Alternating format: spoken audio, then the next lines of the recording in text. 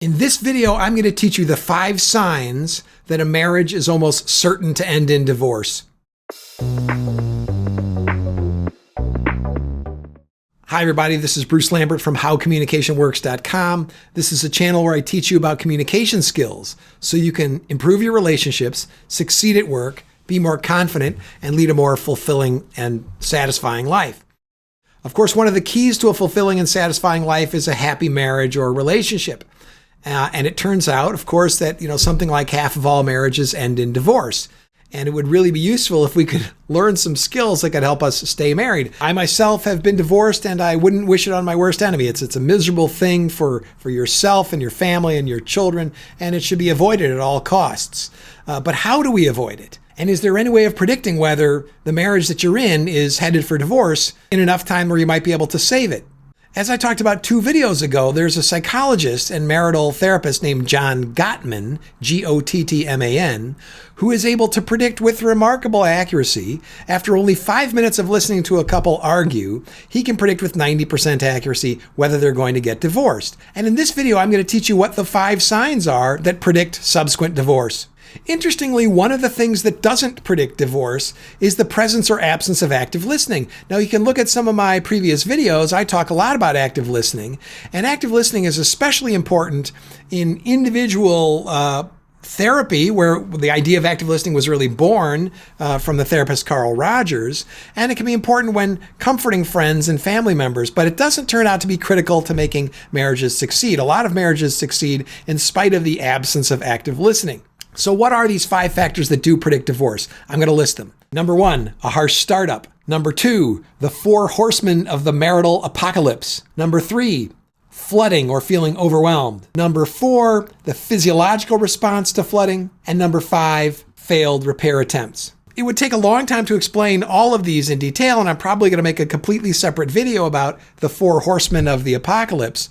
But here I'm just going to briefly define each of these ideas so you get a general idea of what they are. And if you want to, you can go check out John Gottman's book, The 7 Principles for Making Marriage Work, which I'll link to in the description. So remember, what Gottman was looking at is an argument or a disagreement discussion between a married couple. He would invite married couples into this apartment that he had, and this apartment was filled with cameras and microphones, and they would agree to talk about a subject, a common subject of disagreement, and Gottman would record these conversations, and he would look for these 5 signs in the way they argued. And the first was a harsh startup. So a harsh startup is just what it sounds like. It's starting a disagreement, normally with criticism or contempt or ridicule or mockery or sarcasm or some other really, really negative way. Instead of trying to gently bring up and cooperatively bring up a topic, you bring it up by basically criticizing or mocking or being cynical or sarcastic about the topic that you want to talk about. That's a harsh startup.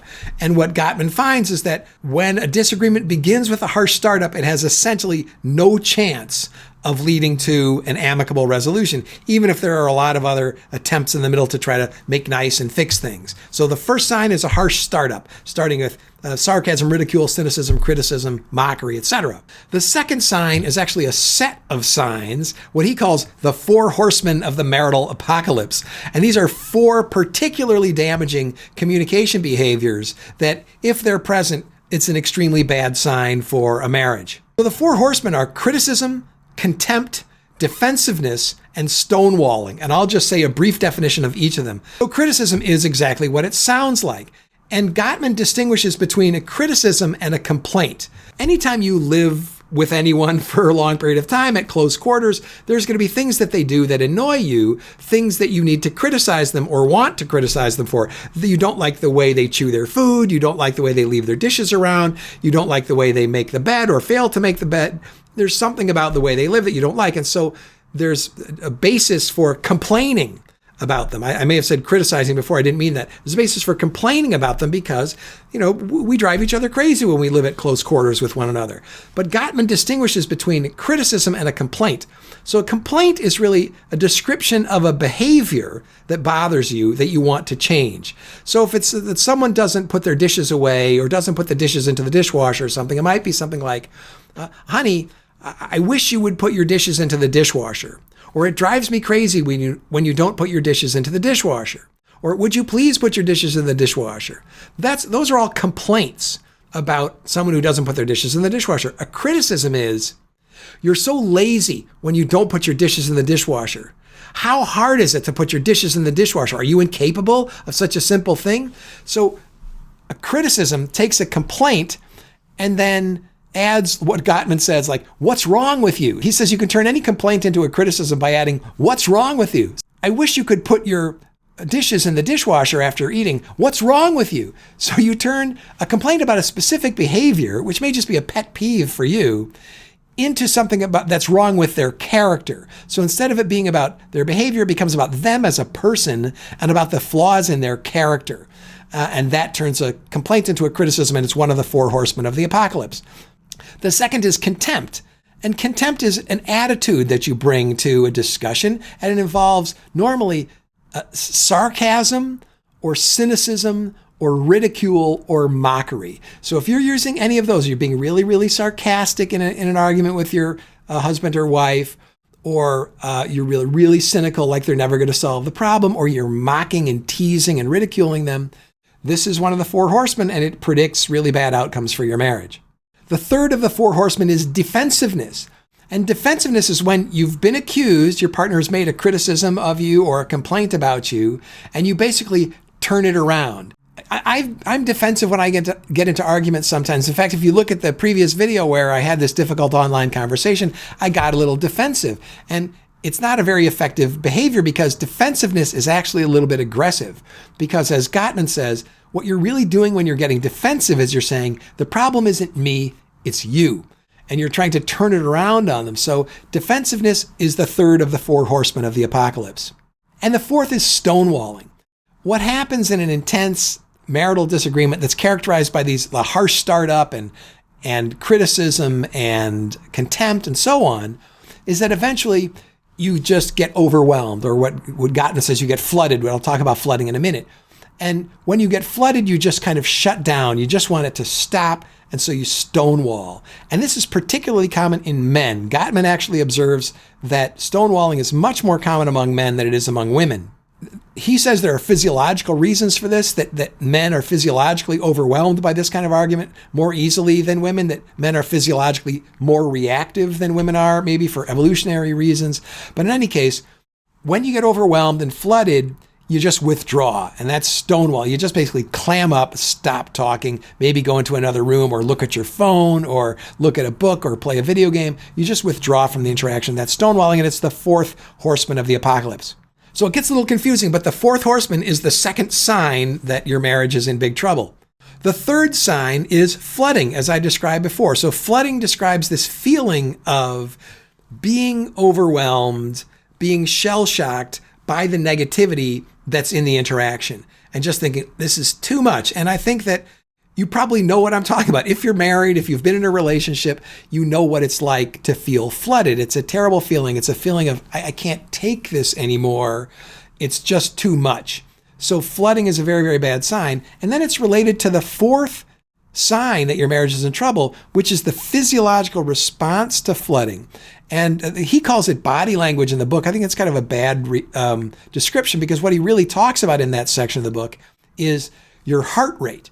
And so one of the things he does in this marriage lab is he hooks people up with monitors that can monitor their heart rate.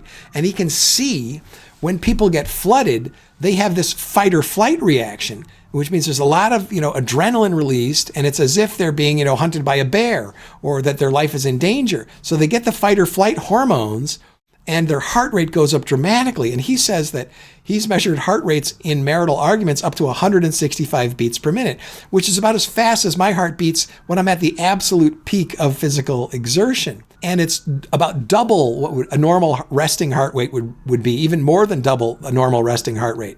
So the 4th sign that your marriage is in big trouble is if you have this profound physiological reaction, this fight or flight reaction to being flooded.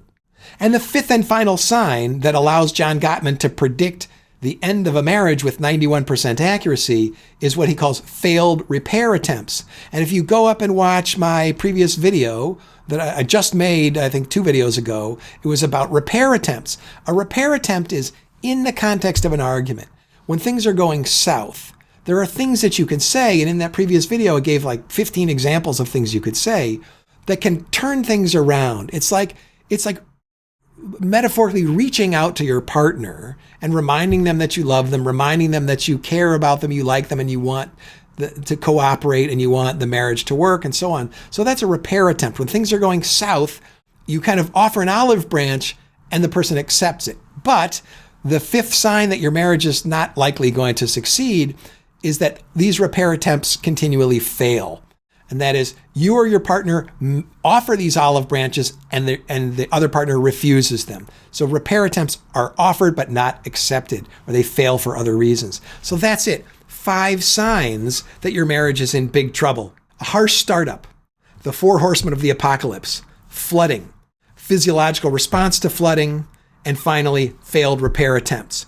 Now, if you have these signs, it's extremely concerning for the status of your marriage. Your marriage is likely to be in significant trouble. And if you have these 4 of these 5 signs in your marriage, you probably already know that your marriage is in trouble. But the rest of Gottman's book talks about what you can do to try and save your marriage. And it's more than just active listening, talking about each other's feelings. It's actually building a foundation of friendship for your marriage by getting to know one another. And there's like 7 principles in this book called 7 Principles for Making Marriage Work. So I hope you'll check it out. I'll link to it in the description. Thanks for watching. Go on over to howcommunicationworks.com and give us your email. We'll send you an ebook about empathy. Even though it might not save your marriage, it'll be helpful in lots of other domains. Give this video a like if you've enjoyed it. Subscribe to our channel if you'd like more content like this, and hit that notification icon so YouTube can let you know every time we post a video. Thanks for watching. We'll see you next time.